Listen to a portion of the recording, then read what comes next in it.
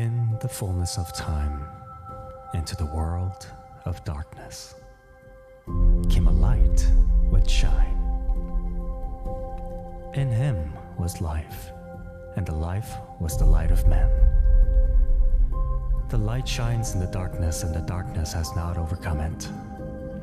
The light has come into the world, and people love darkness rather than the light, because their works were evil. By the power of the Holy Spirit, he was born of the Virgin Mary. For us and for our salvation, he came down from heaven and became a man.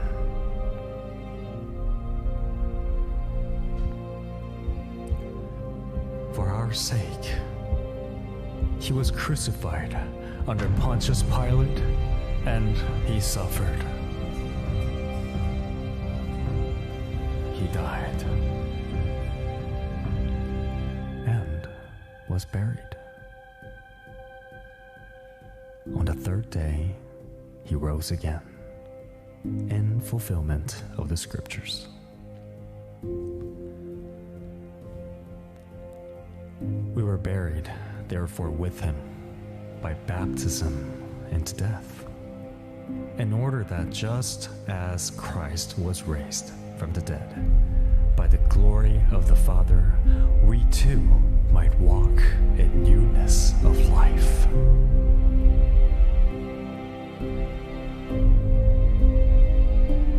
And he'll come again in glory to judge the living and the dead, and his kingdom shall have no end. And many of those who sleep in the dust of the earth shall awake, and some to everlasting life. I am the light of the world. Whoever follows me will not walk in darkness, but will have the light of life.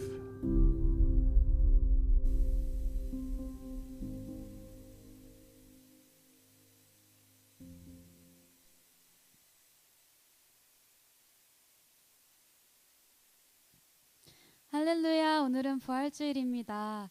오늘 이렇게 부활의 기쁨을 함께 나누고 그 의미를 함께 묵상할 수 있게끔 우리를 한 곳으로 모아주신 하나님 아버지께 영광을 올려드립니다. 그리고 모두 진심으로 환영합니다. 이 시간 함께 기도하겠습니다.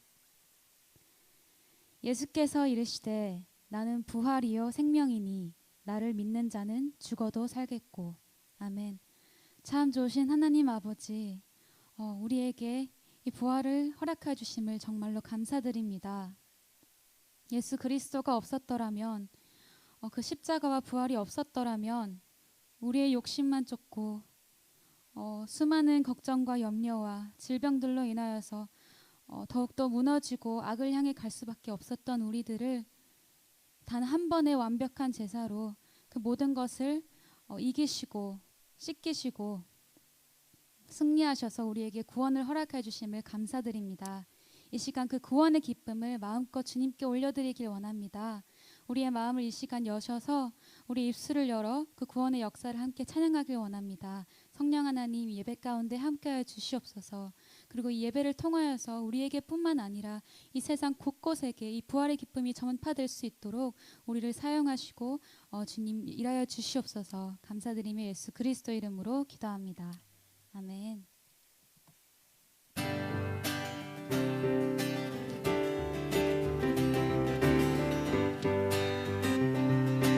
함께 찬양합시다. 주의 이름 높이며, 주의 이름 높이며 주를 찬양하나이다. 나를 구하러 오신 주를 기뻐하나이다. 주를 기뻐하나이. 다시 한번 주의 이름 높이며 주를 찬양하나이다. 나를 구하러 오신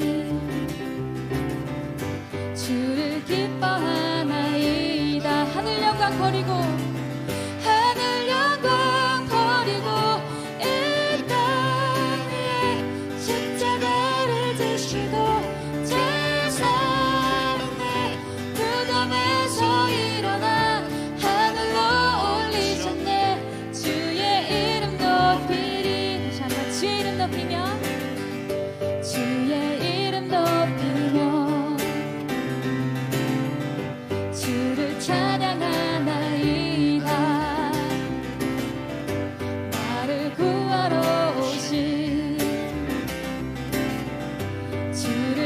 기뻐함. 우리 다시 한번 진심으로 고백하겠습니다. 주의 이름 높이며 주의 이름 높이며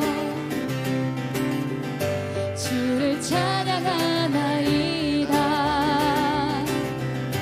나를 구하러 오신 주를 기뻐하나이다. 하늘 영광 버리고 이 땅에 십자가를 지시고 제 삶의 무덤에서 일어나 하늘로 올리셨네. 주의 이름 높이리. 하늘 영광 버리고 이 땅에 십자가를 지시고 제 삶의 무덤에서 일어나 하늘로 올리셨네. 주의 이름 높이. 다시 한번 하늘 영광 버리고 이 땅에 십자가를 지시고 제 삶의 무덤에서 일어나 하늘로 올리셨네. 주의 이름 높이리. 승리하였네. 승리하였네. 어린 양의 보혈로 우린 보혈의 능력으로 서리라. 승리하였네. 어린 양의 보혈로 주 내게 승리 주셨네. 승리하였네. 승리하였네.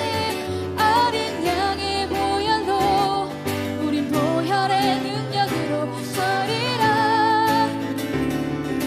승리하였네. 어린 양의 보혈로 주 내게 승리 주. 다시 한번 선포합시다. 승리하였네. 승리하였네.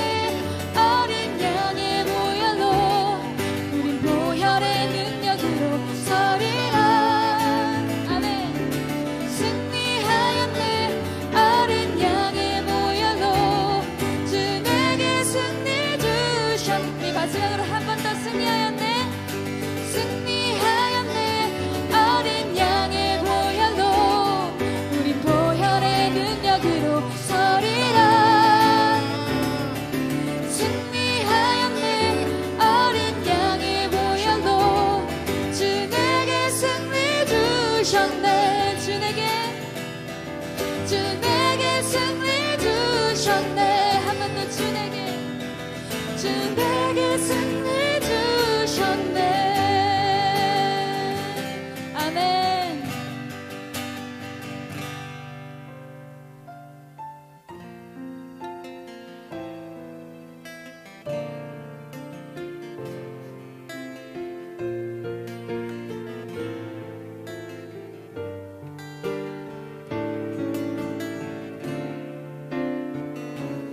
우리 함께 이 시간 예수님께서 걸으신 그 길을 이렇게 묵상하며 찬양하길 원합니다.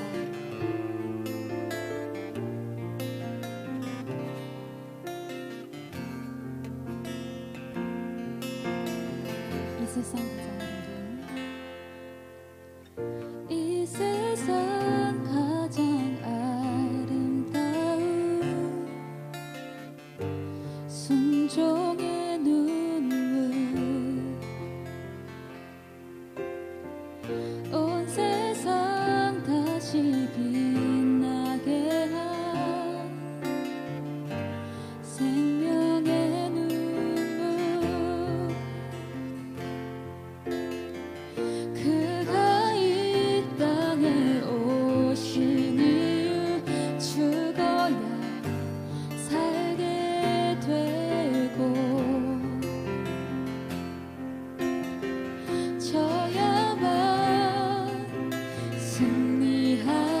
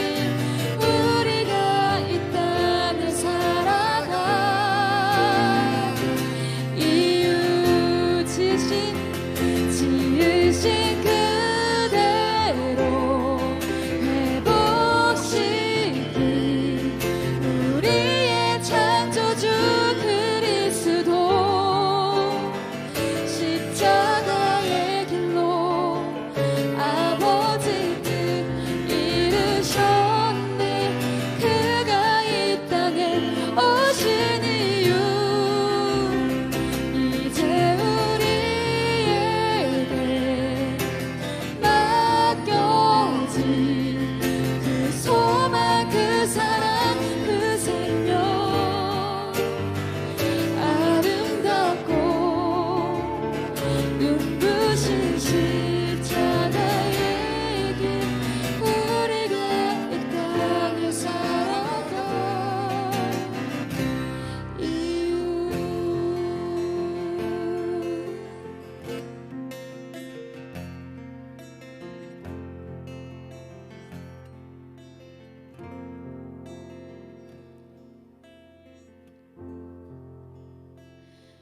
죄의 삭은 사망일 수밖에 없는 우리의 삶을 영원한 생명과 하나님의 자녀되는 권세로 바꿔주신 예수 그리스도의 그 십자가 희생과 부활을 이 시간 찬양합니다. 그리고 우리 온 마음 다하여서 진심으로 감사드립니다. 하나님 아버지, 지난 한 주간도 주님 앞에 많은 죄를 지었습니다. 알고 지은 죄도 있고 우리에겐 너무나도 익숙하여서 알지 못하고 지은 죄들도 있습니다. 하나님 아버지, 십자가 앞에 지금 그 모든 죄를 내려놓습니다.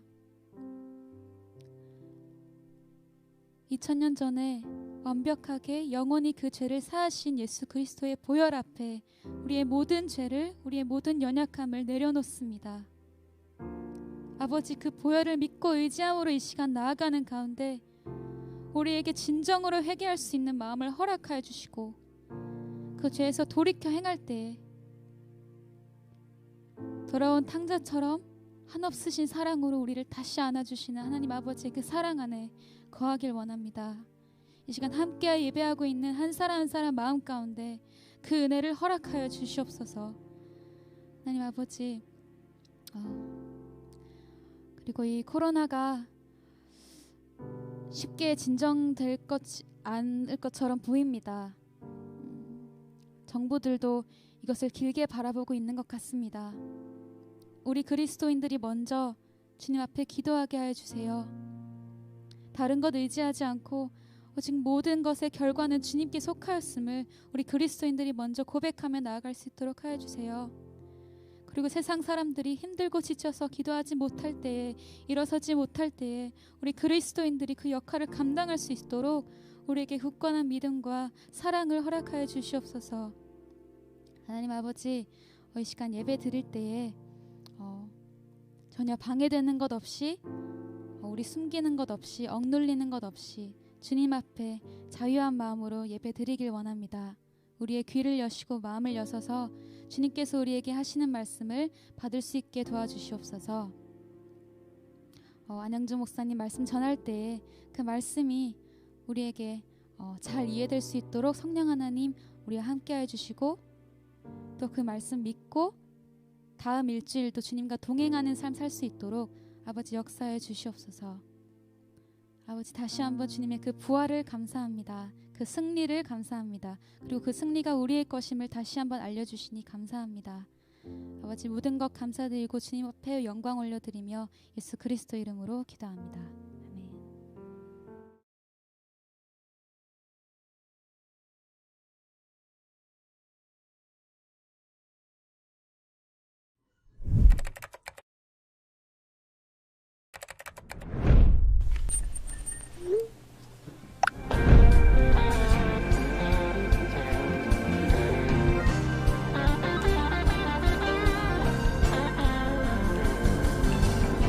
아멘.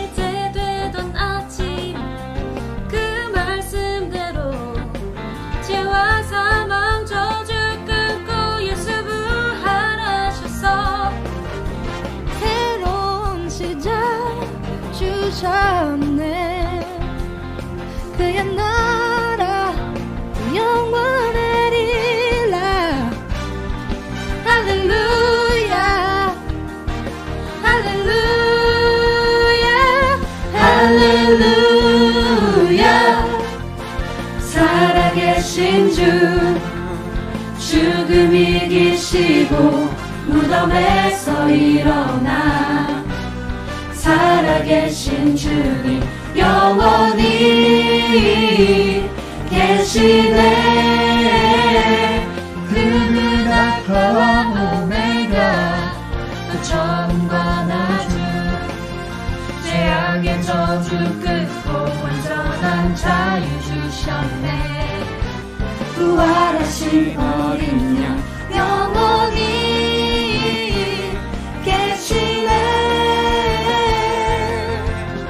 김묘된 모사 전능하신 주 영원하신 아버지 영광의 왕 되시네.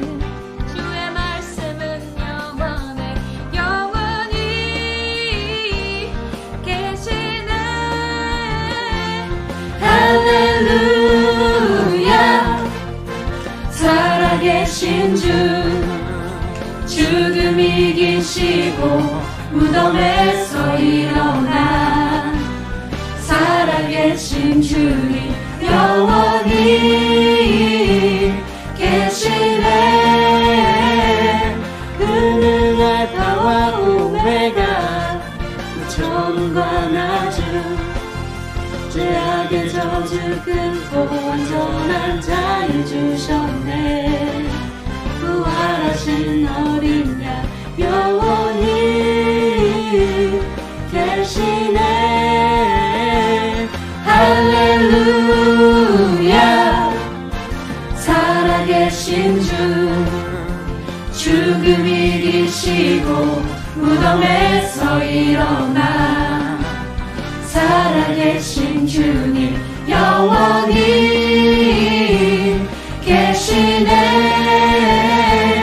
그는 알파와 오메가 그 처음과 나중 죄악의 저주 끊고 완전한 자유 주셨네. 부활하신 어린 양 영원히 계시네. 할렐루야. 살아계신 주.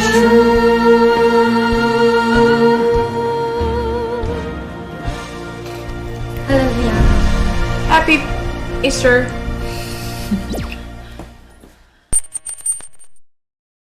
할렐루야. 감사합니다. 특송에 참여해주신 모든 청년분들 감사드리고 또 열심히 이렇게 좋은 영상으로 만들어준 미디어 팀에게도 감사드립니다. 우리 함께 하나님의 말씀 보겠습니다. 하나님께서 오늘 우리에게 주시는 말씀은 요한복음 20장 19절에서 31절까지의 말씀입니다.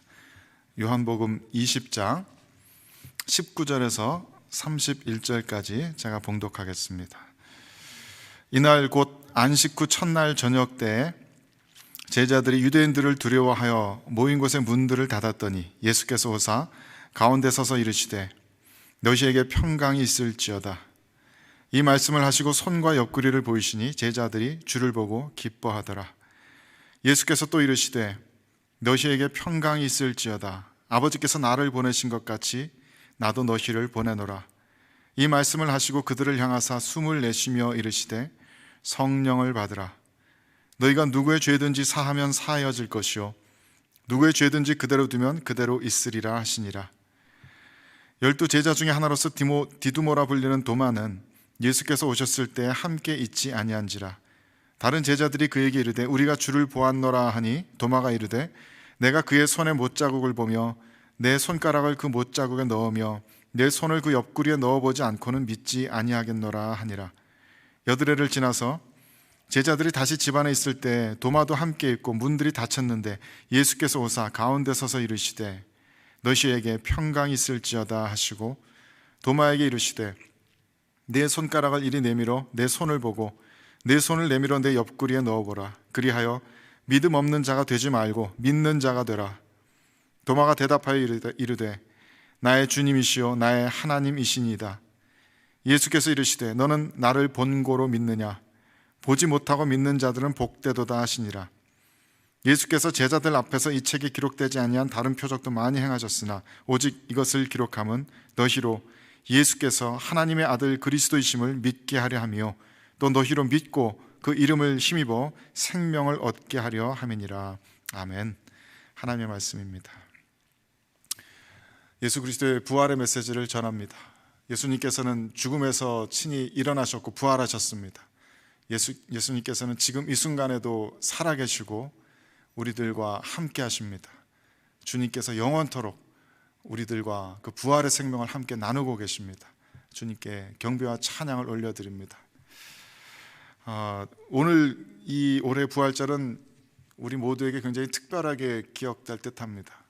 저는 지금 거의 텅 빈 예배당에서 우리 은혜 자매, 은진 자매, 명진 형제, 승준 형제만 앞에 두고서 텅 빈 예배당에서 지금 저 너머에 이 말씀 듣고 있는 우리 청년분들이, 성도분들이 계시리라 하는 믿음 가지고 말씀 전하고 있고요. 여러분들 입장에서 지금 들으시는 이 메시지는 약 30초 전의 메시지입니다. 제가 말하고 유튜브로 이렇게 나오기까지 시간 딜레이가 좀 있더라고요. 제가 지난 금요일 날 성금요 예배 온라인 촛불 예배 드릴 때 바로 옆에서 봤는데, 현장에서 목사님께서 막 말씀하시고 약 25초, 30초쯤 있다가 그게 영상에 뜨더라고요. 참 재밌게 느껴졌습니다. 그러니까 여러분들 입장에서는 지금 약 30초 전에 미래에서 온 메시지를 듣고 계시는 셈입니다. 굉장히 우리들에게 오래 기억날 만한 부활주일인 것 같아요. 온 세계가 전염병으로 신음하고 있고 많은 교회, 대다수의 교회 부활절 예배가 이렇게 온라인 예배로 드려지고 있습니다.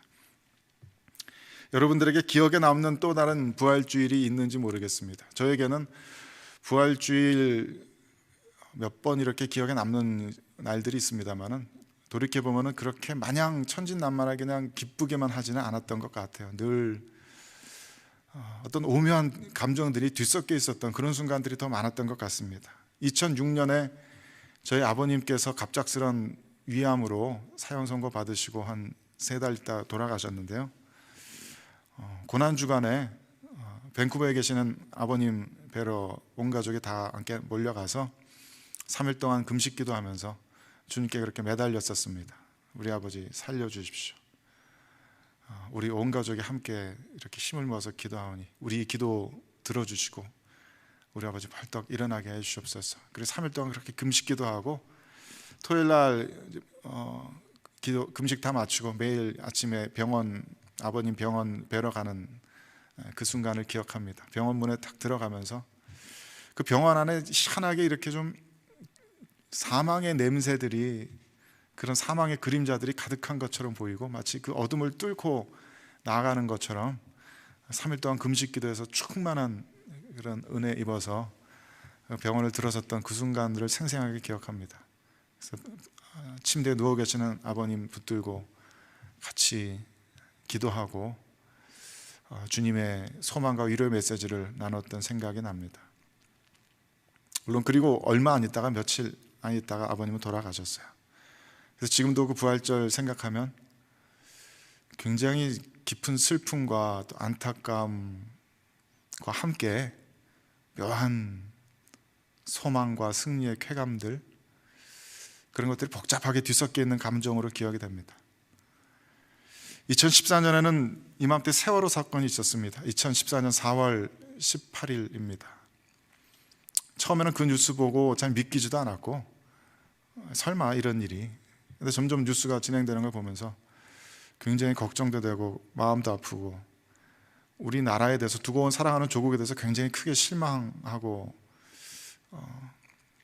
그랬던 기억이 납니다. 어떻게 이런 일이 있을 수가, 어떻게 온 국민이 생방송으로 지켜보는 앞에서 저 꽃다운 아이들, 우리 교회 하이스 같은 아이들 304명이 물에 빠져 죽어가는 것을 지켜보면서도 구해내지 못할 수가 있을까? 우리나라 이 정도밖에 안 되나? 너무 가슴 아프고 하나님 앞에 절실하게 기도드리고 그랬던 기억 납니다. 그리고 이틀 후가 부활주일이었습니다. 로마서 말씀 전했던 기억 나는데요, 사도 바울이 나는 복음을 부끄러워하지 않노라 그 말씀 전하고 같이 나누면서 그럼에도 불구하고 우리는 복음 부끄러워하지 않고 여전히 부활의 소망을 전합니다. 그렇게 설교했던 기억 납니다.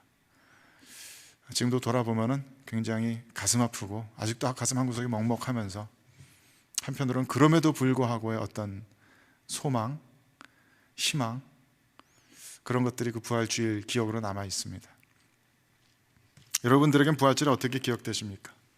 어렸을 때부터 주일학교 다니셨으면은 아마도 부활절 계란 예쁘게 만들던 기억들, 어렸을 때부터 이 영어권에서 태어나고 자라셨으면은 이스터 버니, 토끼에 대한 어떤 기억들, 저는 사실 부활절하고 계란, 토끼가 무슨 관련이 있는지, 무슨 성서적인 관련이 있는지는 전혀 모르겠습니다만 그런 기억이 있을지 모르겠습니다.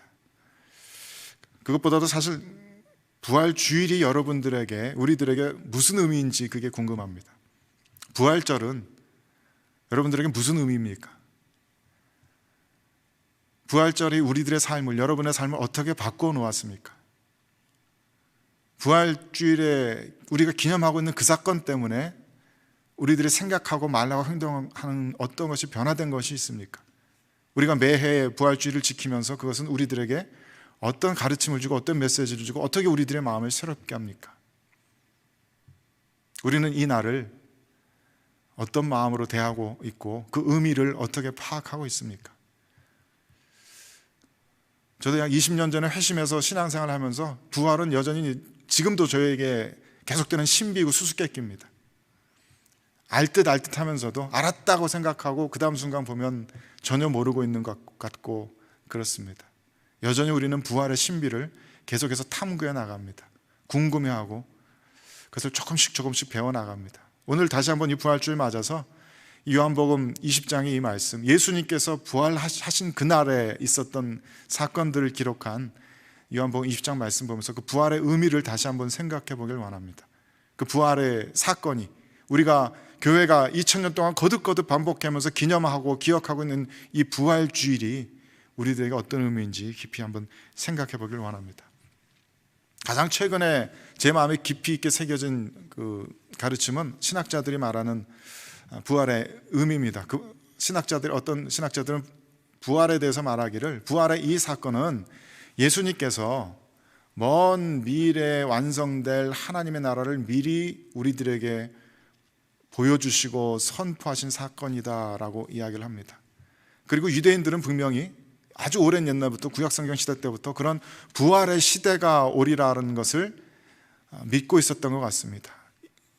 인류 역사의 종말의 순간이 되면은 의인들이 부활로 일어나고 하나님의 통치가, 메시아의 통치가 가시화되는 그런 시대가 올 것이다. 하지만 유대인들에게 그건 어떤 영적인 그런 사건만은 아니었고요. 이스라엘 사람들 입장에서 우리 이스라엘이 모든 열방의 족쇄를 끊어버리고 하나님의 통치를 받는 나라로서 세상 가운데 우뚝 서는 그 부활의 시대가 오게 되리라, 그런 것을 믿고 있었던 것 같습니다.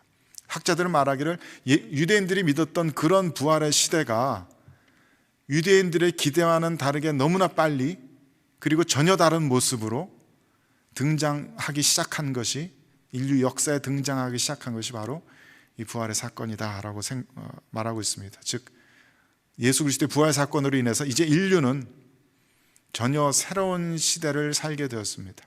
전혀 새로운 시대를 살 수 있는 그 길을 발견하게 되었습니다. 인류에게 지금까지의 삶과는, 지금까지 역사와 문화는 전혀 다른 일들이 펼쳐지기 시작한 것입니다. 예수님께서는 바로 그런 새로운 시대를 인류 역사 가운데로 가지고 들어오셨습니다.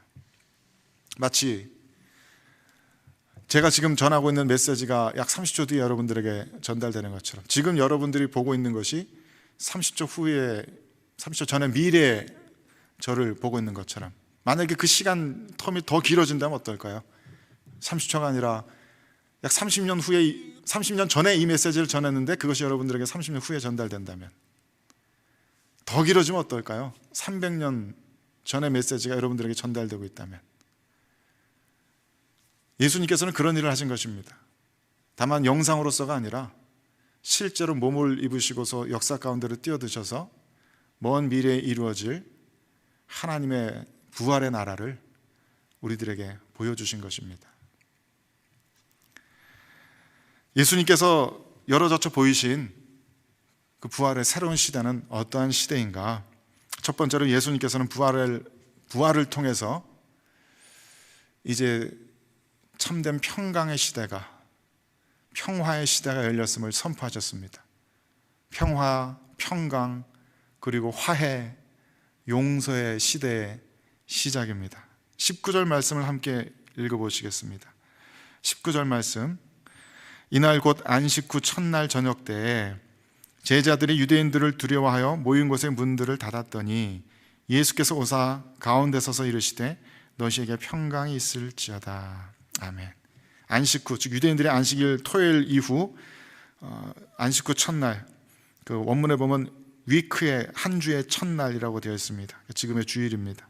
주일 저녁 때에 제자들이 유대인들을 두려워하면서 문을 닫아 걸고 모여 있었는데 예수님께서 나타나셔서 그들 가운데 서셔서 이렇게 말씀하십니다. 너희에게 평강이 있을지어다. Peace be with you.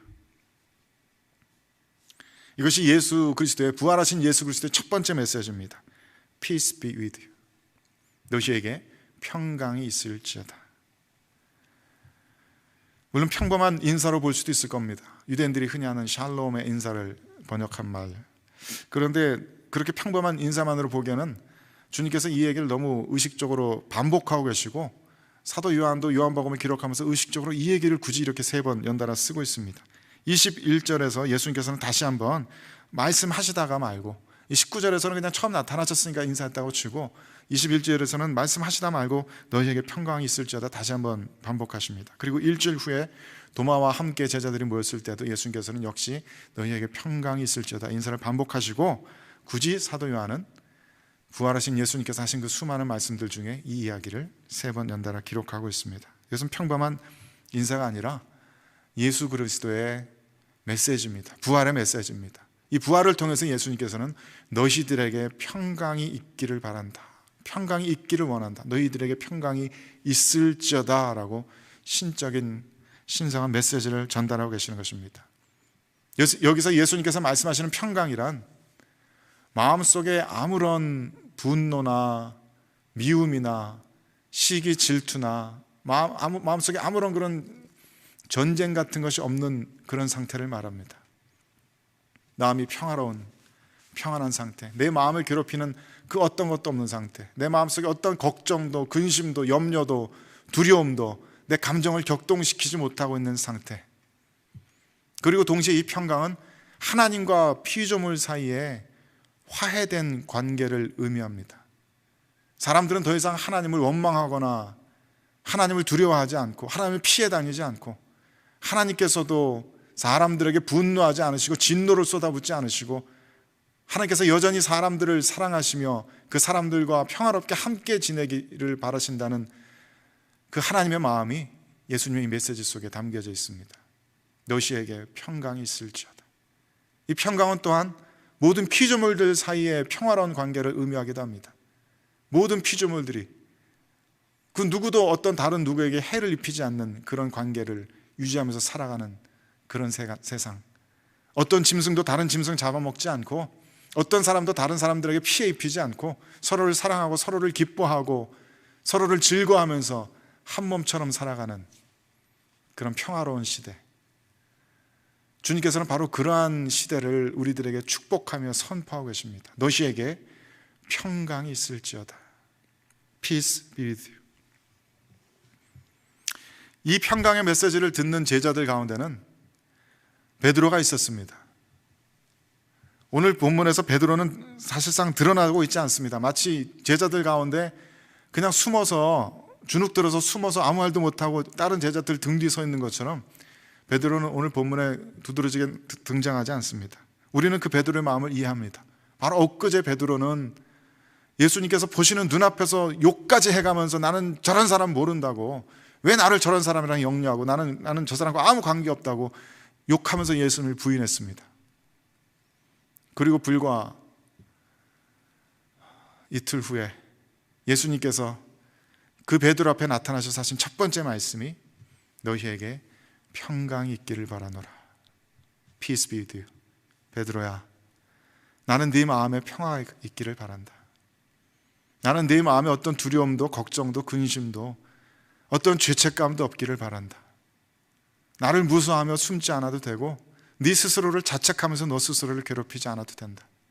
너의 마음 가운데 내가 지금 누리고 있는 이 평강이 충만하게 임하기를 바란다. 주님께서는 그렇게 말씀하고 계시는 것입니다.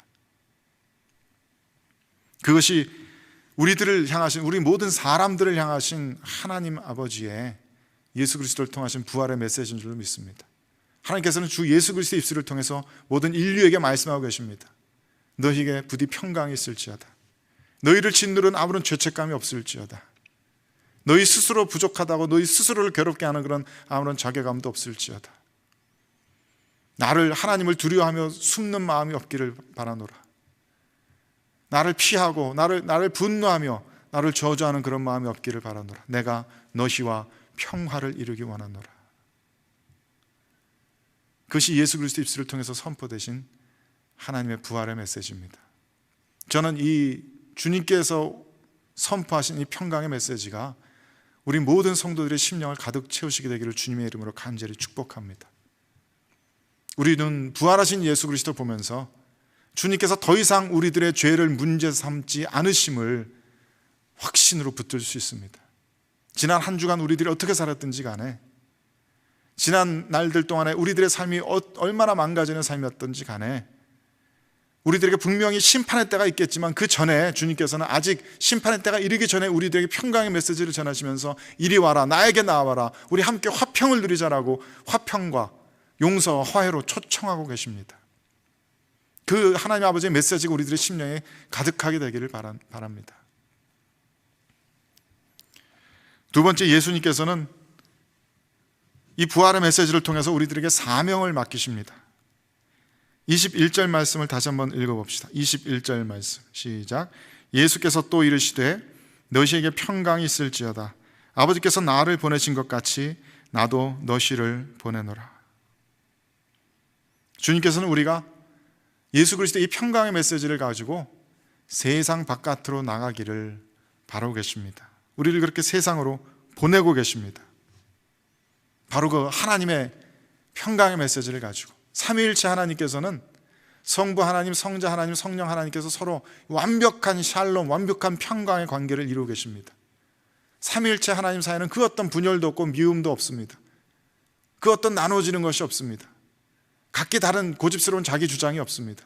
완벽한 평강을 이루고 계십니다. 그리고 이제 그 삼위일체 하나님의 완벽한 평강 샬롬의 관계는 그 제자들에게까지 확대되었습니다. 제자들을 이 화평의 관계로, 샬롬의 관계로 초청하셨습니다.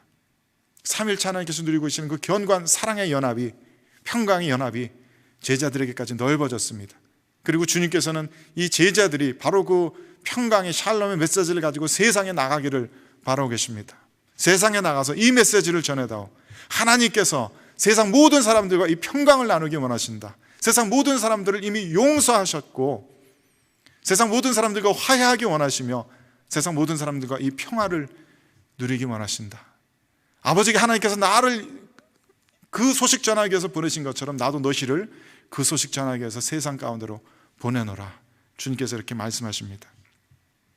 그래서 이 평강의 메시지는 곧 용서의 메시지이기도 합니다. 하나님께서 우리를 용서하신다는 메시지입니다. 23절 말씀에 너희가 누구의 죄든지 사하면 사하질 것이요 누구의 죄든지 그대로 두면 그대로 있으리라 하시니라 말씀하시면서 하나님께서 우리들에게 베푸신 그 용서를 너희들도 친히 삶으로 보여주면서 그 용서를 전하면서 살아라.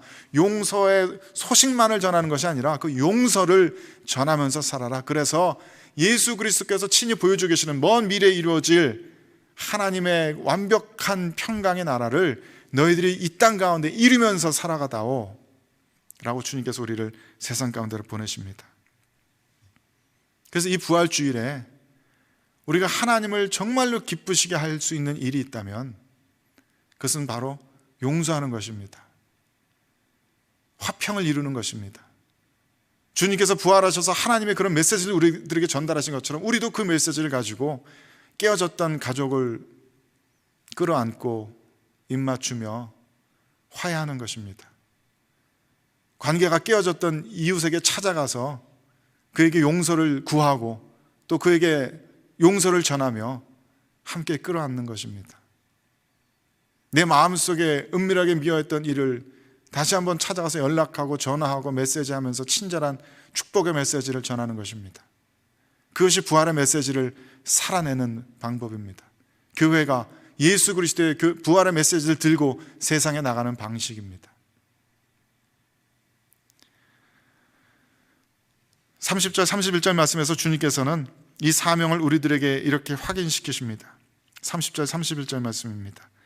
예수께서 제자들 앞에서 이 책에 기록되지 아니한 다른 표적도 많이 행하셨으나 오직 이것을 기록함은 너희로 예수께서 하나님의 아들 그리스도이심을 믿게 하려 하며 또 너희로 믿고 그 이름을 힘입어 생명을 얻게 하려 함이니라. 아멘.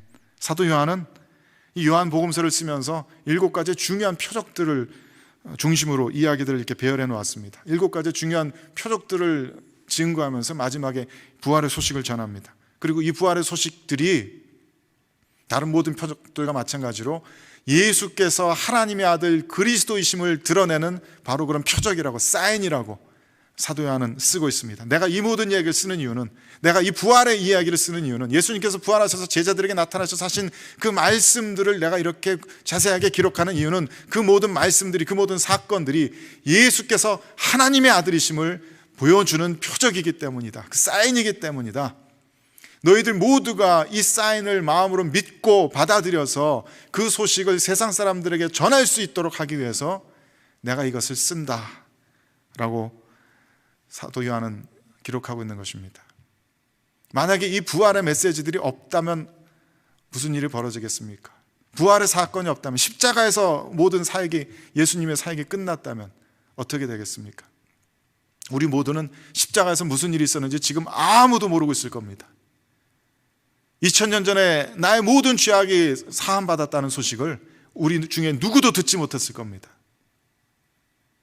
부활이 없었다면 제자들은 이렇게 예루살렘에 두려워 떨면서 모여서 며칠 그러고 벌벌 떨다가 각자 한 사람씩 뿔뿔이 흩어졌을 겁니다.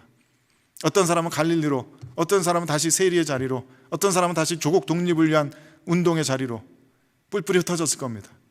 베드로 같은 사람은 일평생을 내가 예수님을 배반했다는 그 죄책감에 시달리면서 악몽 꾸면서 그렇게 일평생을 괴로운 삶을 살아나갔을 겁니다.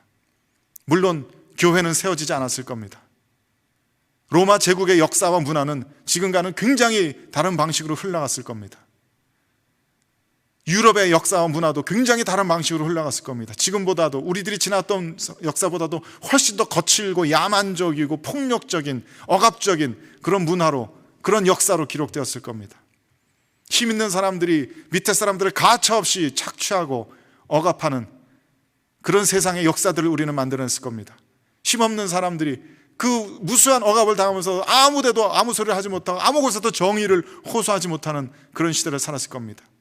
지금 이 순간 아직까지도 여자와 어린아이들은 인간 취급을 받지 못하는 그런 말도 안 되는 세상 가운데서 우리는 살아가고 있었을 겁니다. 이 세상 가운데서 분명히 그럼에도 불구하고 교사들이 나타나고 철학자들이 나타났겠지만은 우리 인류의 역사와 문화를 바꿀 만큼만 힘은 없었을 겁니다. 부활의 소식이 없었다면 우리는 하나님 나라를 알지 못합니다. 하나님 나라에 대한 증거를 알지 못합니다. 십자가에서 무슨 일이 일어났었는지를 알지 못합니다. 우리가 어디를 바라보고 어떤 소망을 가지고 살아가야 하는지 알지 못합니다. 부활의 메시지는 그래서 더 많은 사람들에게 들려줘야 합니다. 2000년 전 이날 아침에 무슨 일이 있었는지, 그 청년 예수가 어떻게 무덤 속에서 걸어 나오셨는지 더 많은 사람들에게 들려줘야 합니다. 그 부활의 소식이 우리들에게 어떤 의미를 가져다 주는지, 우리들에게 어떤 삶의 지향점을 가리키는지 많은 사람들에게 들려줘야 합니다. 그 부활의 아침에, 그 부활의 저녁 때, 부활의 일주일 후에 예수님께서 제자들에게 무엇을 말씀하시고 무엇을 가르치셨는지, 무엇을 당부하시고 우리들에게 그 나라를 살아갈 수 있는 힘을 성령으로 말미암아 어떻게 우리들에게 주셨는지 우리는 그 메시지를 전달해야 합니다. 용서와 화해의 삶을 살아갈 뿐만 아니라 그 모든 것의 의미를 담고 있는 이 부활의 메시지를 사람들에게 알려줘야 합니다. 부모님들은 어린 자식 무릎에 앉혀놓고 부활의 이야기를 들려줘야 합니다.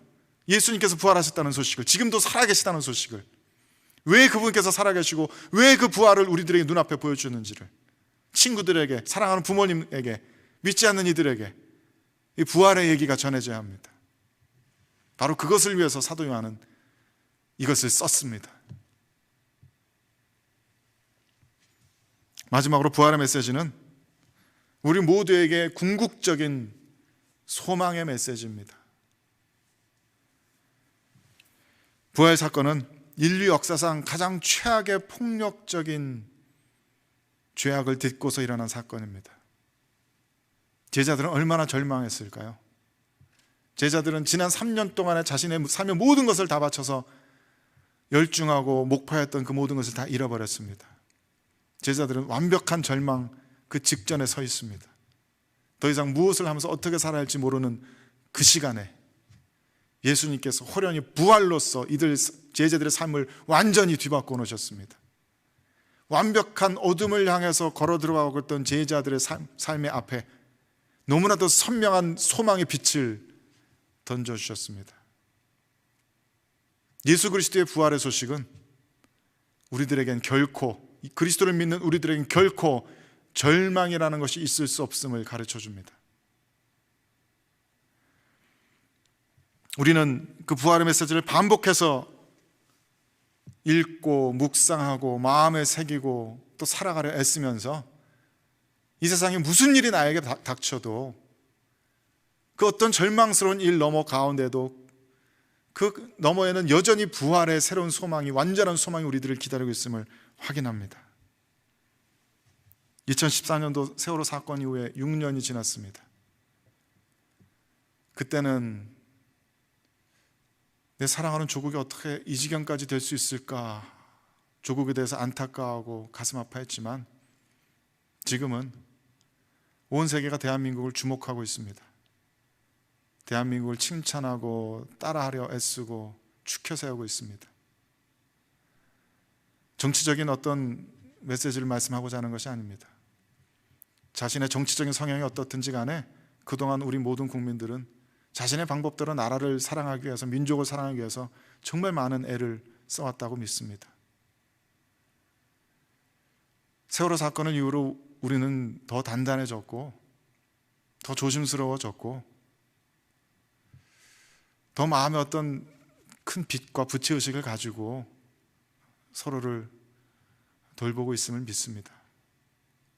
제가 믿기로 세월호의 그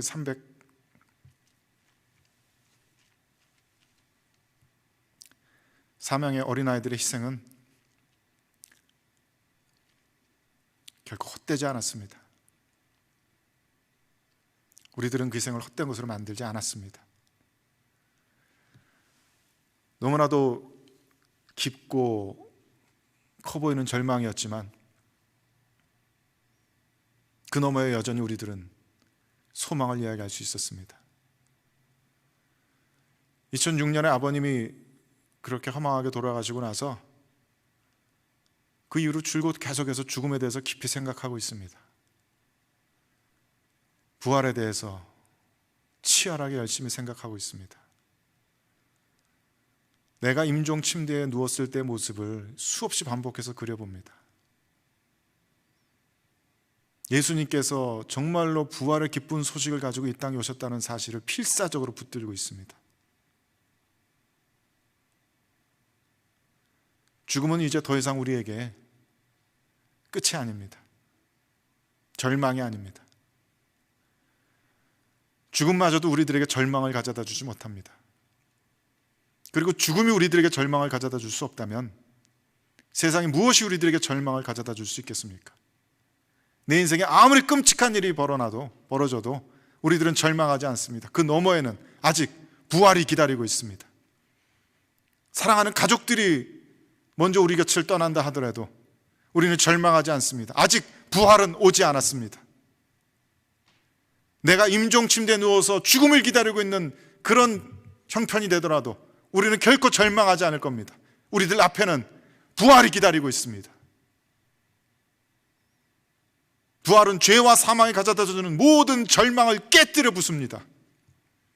인류에게는 절망이 없습니다.